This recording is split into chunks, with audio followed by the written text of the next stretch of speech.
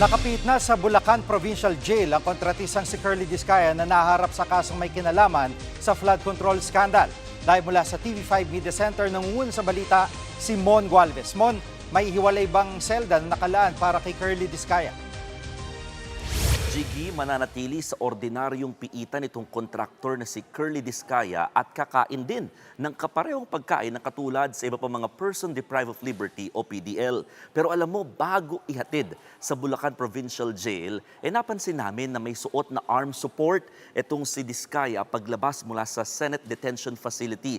Maybe because ito yung epekto ng naging medical procedure niya a month ago. And then afterwards, meron siya kinausap sa cellphone ng sandali at pinagpalit na siya ng damit ng gaya nga sa PDL at saka nga ibinyahin na or sinakay na sa sasakyan. Ang kaibahan lang, kapansin-pansin din na wala siya at hindi na talaga sinuotan ng posas. Paliwanag ng PNP-CIDG, hindi raw kasi kakasya yung posas at mahihirapan lang din si Discaya dahil nga sa kanyang injury. Inaresto si Discaya para sa kasong malversation of public funds na may kaugnayan sa maanumalya o sa flood control scandal. May dalawa pang dating tauhan din ng DPWH ang kasama ni Discaya na ikinulong dito nga sa Bulacan Provincial Jail. Personal pa nga pumunta si DILG Secretary John Vic Remulla sa Malolos kanina para nga makita yung kondisyon ni Discaya. Paninindigan ng kalihim, pantay-pantay lang daw ang magiging trato sa lahat ng mga inaresto. Pakinggan natin ang kanyang paliwanag.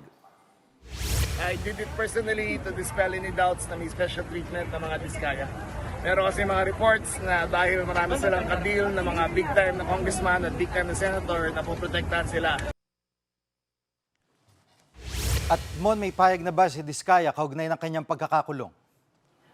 Actually, Jiggy, sandali ko mismong nakausap si Discaya bago siya dalhin papasok sa loob ng Bulacan Provincial Jail. At ang sinasabi niya, tingin niya, panggigipit daw ang ginawa sa kanyang pag-aresto at pagpapakulong.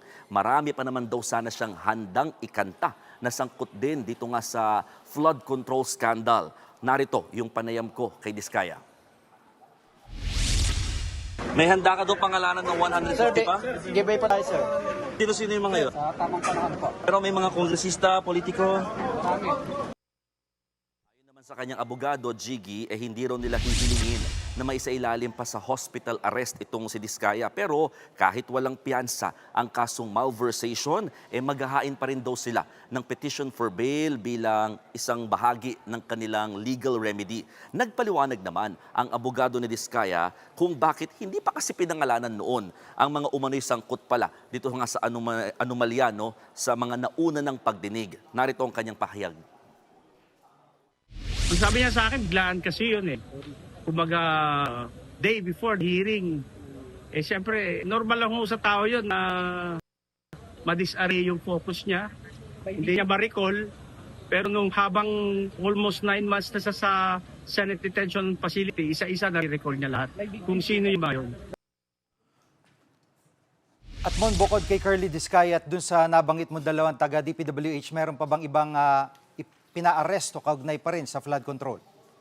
Meron. Actually, sa katunayan, 11 ang mga pinaka-pinapaaresto ng Malolos Regional Trial Court Branch 20 kaugnay nga sa kasong malversation na may kinalaman sa flood control scandal. Kabilang dyan, yung mag-asawang Discaya at yung dalawa pa na dating tauhan din ng DPWH naman ay nananatiling at large. Kumbaga, 9 ang nasa custody na ngayon ng pamahalaan habang 2 ang pinaghahanap pa ng mga otoridad. Kaya babala ng PNP-CIDG, may lead na raw sila sa kinaroroonan ng mga ito. Pakinggan natin ang kanilang sinabi tungkol dyan. Mas maganda pa na sumuko na lang din kayo dahil alam niyo naman yung galit ng taong bayan doon sa nangyaring if indeed there was ghost projects. Yan muna ang latest. Balik sa iyo, Jiggy. Yan ang ulat ni Mon Gualvez live mula sa TV5 Media Center.